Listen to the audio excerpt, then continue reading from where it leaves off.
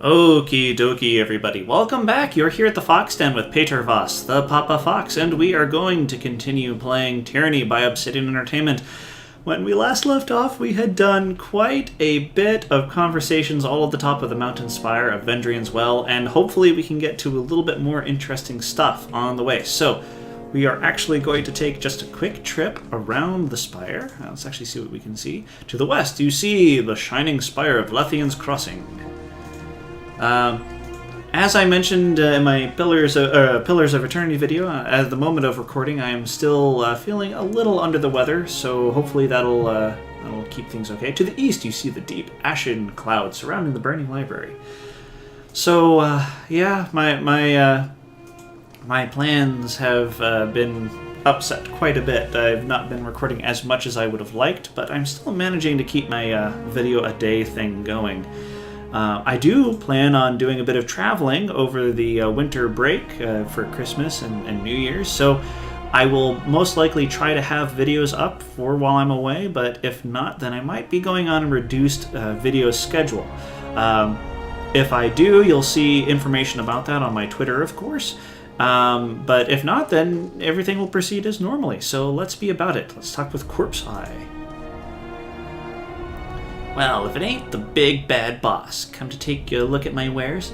Hand-picked from the finest of battlefield corpses, I can assure you. The Scarlet Chorus member's milky dead eyes roll in their sockets as he bows deeply, mocking you. What'll it be, boss?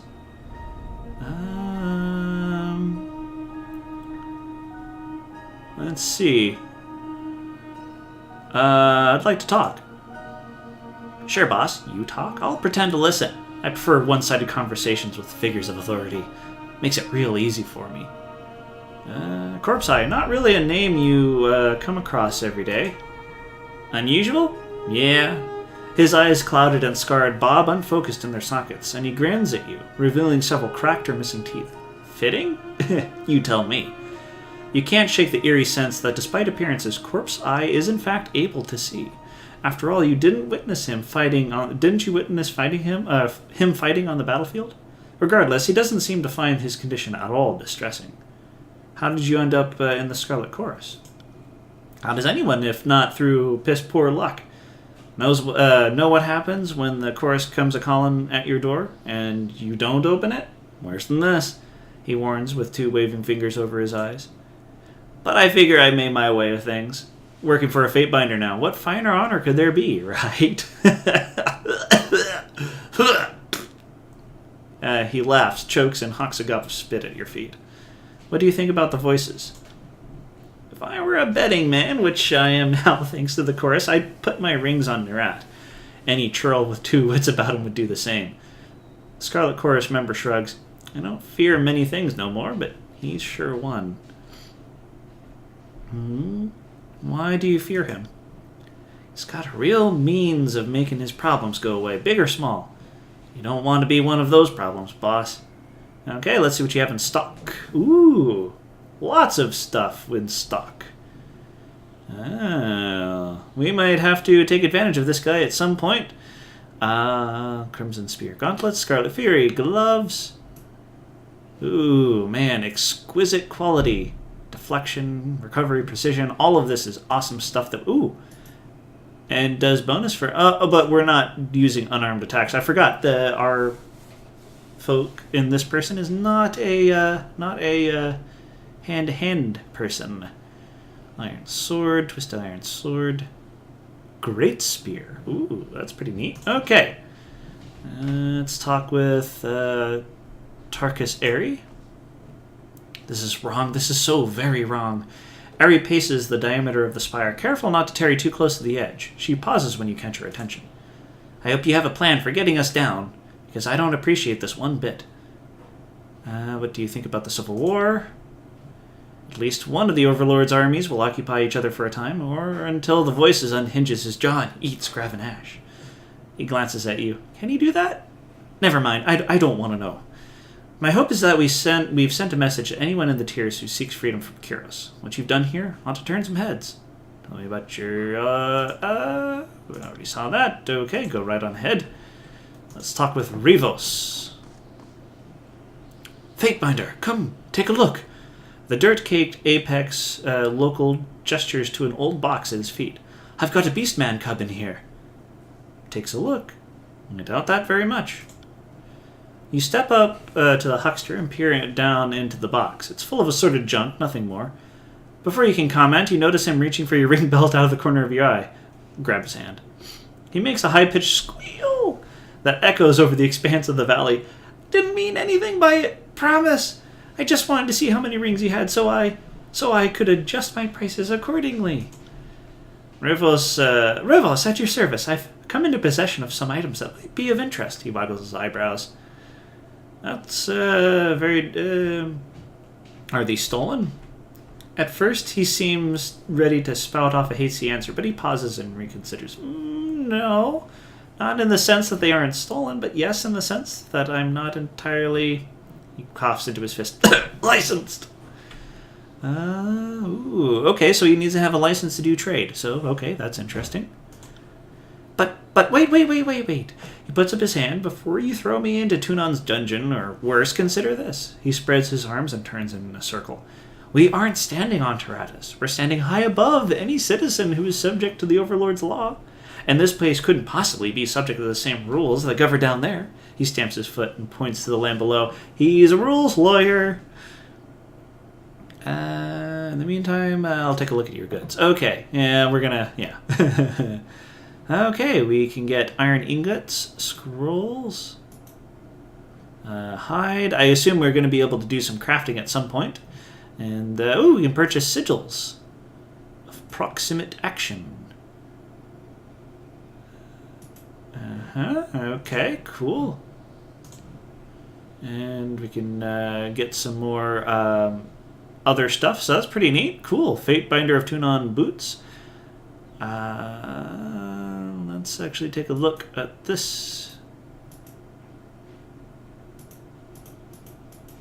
Okay, cool. Looks like we can get different kinds of boots. So that's neat. We're not actually going to purchase anything right now. Leave anyway, except... Oh, did we... No, we didn't purchase it. Okay, cool. Okay. Let's go ahead and take a look at here. On closer inspection, a series of symbols carved around the base of the structure come into view. One of the symbols pulses with a blue-white glow. The pattern resembles the glowing lines of light seen on the floor of Ascension Hall, moments before you found yourself transported above the clouds. As you stare at the symbol, the chill wind abates and your chest swells with the warmth. The air finally feels welcoming, your lungs sated at last.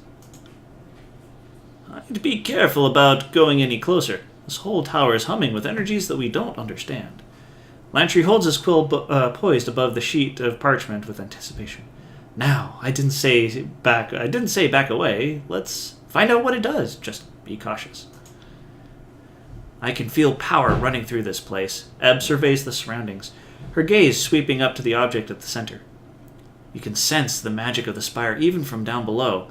But up here, this close to the axis of the spire, the deluge of energy is numbing. I feel dizzy. Do you feel dizzy? Barrick massages the brow of his helmet, causing a howl of grinding iron to echo across the expanse. What is this thing? The surface of the stone edifice trembles at your words. For a brief moment, the solid rock undulates, the same motion as a quiet pond rippling by a rain. An echo bounces back from afar, your voice distorted and unfamiliar. Is this thing? Your voice! For a moment there, it sounded like a song. The sculpture is once again still. There is a rush of warmth through your body, a jolt of enervation that steadies your balance. A barrage of tactile sensation floods your mind as you feel footsteps and wind, but not on your face or your limbs. A moment later, the flood of information begins to make sense. You are feeling the wind against the spire, and even the weight of your own feet, as if the spire were a second spine. With this connection made, you feel your awareness pull from this place, not as a traveler, but as one glimpsing the world from impossibly far away. In this moment, there is nothing you cannot see, though you see it nearly all at once in a flood of sensation that is difficult to parse. you see a spire at the crossing of an ancient stone structure, 2 walls extending off into the distance. At the base of this eternal spire, settlers and merchants act in every way unconcerned, toiling under the observation of unforgiving taskmasters. As the shadow of the spire falls over them, the mood changes. The settlers pause in shared unease and look up at the sky, toward you. Some of the faces looking at you are familiar. You recognize this place as Lethian's Crossing, where you served during the war. Near this settlement, built at the joining of the ancient walls, you see a breach in the massive masonry, a cleft into the forbidden, hidden realm within the old walls. Drift closer to the old wall's entrance. Shadows envelop you, muting all sound and vision with a slight delay. There is a feeling of perversion, of wrongness. Whatever arcane power is allowing your senses to drift free of your body seems to falter in this place. Figures haunt the stone walls, drifting emanations of cloud, claw, and fang. They pay you no heed, but you fear them all the same. In the depths of this forbidding place, the deepest chamber is bathed in light. An arcane symbol illuminates the floor, and though the details hurt your eyes when you focus. With a gentle tug, your focus pulls back to a new horizon, though it takes you a moment to recognize it as Vendrian's Well. You've returned to the awareness of your immediate surroundings. The effect leaves you unsteady on your feet. Drift closer to the spire. The spire feels similar to the one you now occupy, though instead of radiating arcane life, it reeks of dust and crumbling stone, a branch withering once pulled from its tree. It reaches for you with a barely perceptible tug. The link between you and the spire recedes. The arcane bond is still present, but the mystical energies for the moment are quiet. Your body flooded with excitement and fatigue, it's unclear whether the mystic connection is strengthening you or siphoning, and the tower offers nothing by way of answer, and you know that asking would only yield more silence and mystery. The deluge of sensation is over, but the positions of the other spires still linger in your mind. From your vantage point atop the mountain spire, you can easily spot the mysterious structures, each of them rising high above their distant surroundings. Ooh, spooky. Did you sense that? Landry signs a long sigil in the air, squinting at you as he works his cantrip. The ripples are everywhere. When you move, the magic of this place stirs and churns. That portal over there, those burning braziers? They all grow more intense as you approach. I think it's responding to your presence. Hate to interrupt the wool gathering, but you did just resolve one of Kyros's edicts, which is at least as remarkable as ascending a spire. Am I the only one who thinks they might be related? Barrick plants his feet across and crosses his arms. As the lawful holder of this spire, it's your duty to find out as much as possible. That includes understanding the edicts as well. If you forget your responsibilities, I'll only be too happy to remind you. No doubt you have much to report to Tunon. While you meet with the Archon, Florian, Sybil, and I will tend to the wounded and salvage what we can from the Archon's war camps. We'll meet you back at Ascension Hall. Provide the Archon of Justice doesn't execute you for assisting us. Okay, cool. Investigate the spires. Find a way to the Lethian Crossing Spire. Weight of Aegis for Barrick. Strange visions. Okay, cool. Awesome. Let's go ahead and Ascension Hall. Vendrian's Well Citadel. Let's go to Ascension Hall.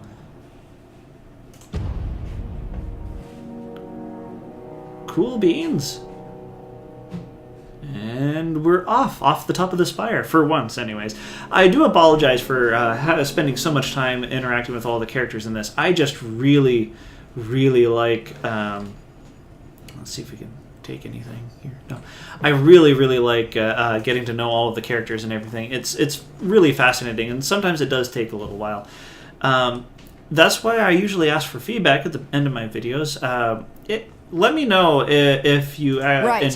Whoa. Let me actually turn down the sound a little bit. Let me know if you actually like things of that sort. If you want me to spend less time reading through the stuff, I'll read through it on my own and then offer you guys summaries. Or if you enjoy me trying to do some character voices, I can always continue doing what I'm doing. Until then, I'll probably just continue on as normal. Okay. Still nothing around. Oh, looks like I could take stuff here. I thought I already did, but let's see what we can do. We can get a bronze javelin. Cool. Let's go ahead and start off. Cool beans. And ammo. Ascension Hall. Oh, we can go to the world map. Aha! Okay, well, okay. So this is a learning experience. Let's actually go right back to the Citadel. I wonder if we can actually transport there. World map, missing. Spell creation, no. Okay, yeah, we're gonna have to do the long trek. Well, okay, that's nifty to know. I totally missed that. In-game menu, no, don't need that. Oh man, I'm really enjoying this game though. I really am. I can't wait to see where it leads to. Let's go ahead and get up in here.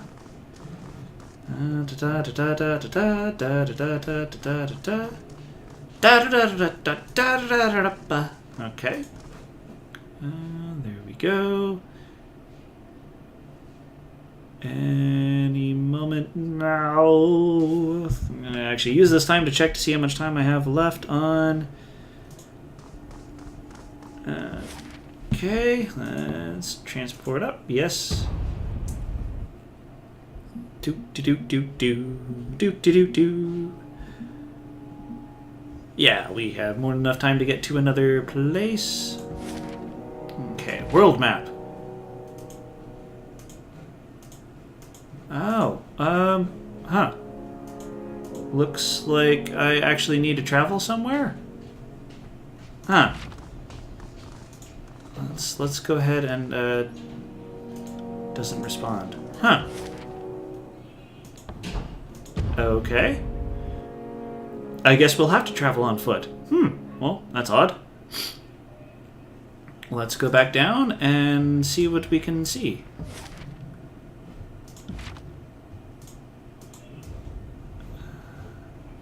Oh, okay, okay, cool, awesome. Okay, we can go either to the Bastard City or to the Sunset Spire. Let's take a look at our thing. Both are primary things. I have a feeling we're probably going to want to go back to Tunon. Just because if we wait too much, then whatever advantage we might have with him would be totally lost. And these spires aren't going anywhere. So let's go ahead and talk with Tunon. Bastard City, Tunon's Court. 2 days, 18 hours, 30 minutes. Cool. Anything's going to come up? Looks like there's no... Oh! Along the road, you cross paths with a trio of tearsmen clad in ragged remnants of noble finery. They appear haggard, hands blemished with dirt, faces sunburned and peeling. The guard has been reduced to 2 men in dented bronze, each sporting mangy beards and visible exhaustion. One of the tearsmen notes your banner and hails you. Continue. With grim stoicism, the woman explains that she, her husband, and his sister travel from their home towards the Bastard City to bend the knee to Archon of Justice and swear eternal fealty to the Overlord's glorious rule. Unfortunately, they've been harried incessantly by highwaymen and Scarlet Chorus raiders alike, and fear they might not live to see their destination. Attack them, leave them be. Let's speak with them. Your weapons remain sheathed, but even as you demand the refugees attend your authority as Fatebinder of Tunon. Though the woman matches your gaze with steady resolve, the remainder of the quintet exchange nervous glances among themselves. Escort them, accept their oaths, question them. Via a brief, largely uncontested interrogation, you learn that these 3 individuals are members of the old aristocracy of Sunder. They traveled to Stalwart after their homeland's destruction, but the Edict of Storms has driven them north again. Having lost very nearly everything short of their life, They finally accepted the inevitability of Curus's control of the tiers and home to find a place within the New World Order.